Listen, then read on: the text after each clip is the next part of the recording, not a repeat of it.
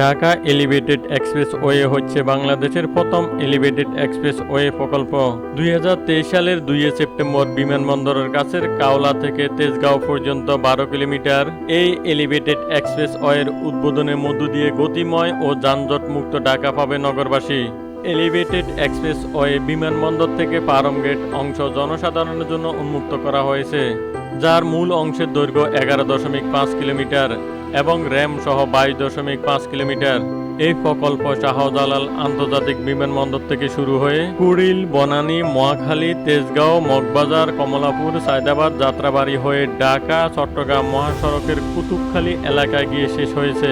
রাজধানী ঢাকার যানজট নিরসনের জন্য এটি হচ্ছে সরকার কর্তৃক গৃহীত সবচেয়ে বড় প্রকল্প। এই এক্সপ্রেসওয়ের মূল দৈর্ঘ্য 19.73 কিলোমিটার, র্যাম সহ যার দৈর্ঘ্য 46.73।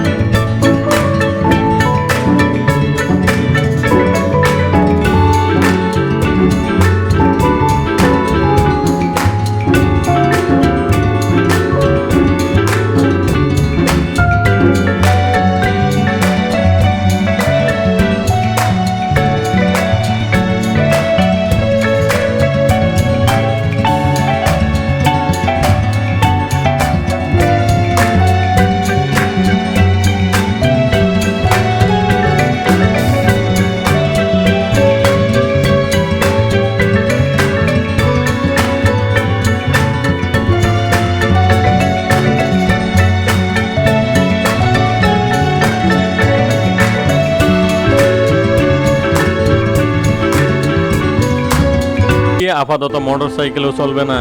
এক্সপ্রেসওয়েতে গাড়ির সর্বোচ্চ গতিসীমা থাকবে ঘন্টায় 60 কিলোমিটার। এতে কাওলা থেকে পারম গেট পর্যন্ত যেতে সময় লাগবে মাত্র 10 মিনিট। পুরো প্রকল্পটি শেষ হলে এক্সপ্রেসওয়েটি রাজধানীকে ঢাকা চট্টগ্রাম মহাসড়কের কুতুবখালী সঙ্গে যুক্ত করবে। প্রকল্পটি বাস্তবায়িত হলে ঢাকা শহরের যানজট অনেকাংশে কমে যাবে এবং ভ্রমণের সময় ও খরচ হ্রাস পাবে।